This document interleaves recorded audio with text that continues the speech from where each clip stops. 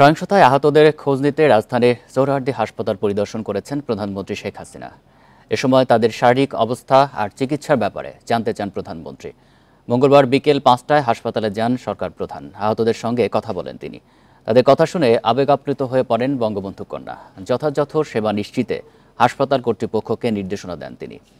গত কয়েকদিনে প্রধানমন্ত্রী ঢাকা মেডিকেল সহ কয়েকটি হাসপাতাল পরিদর্শন করেছেন।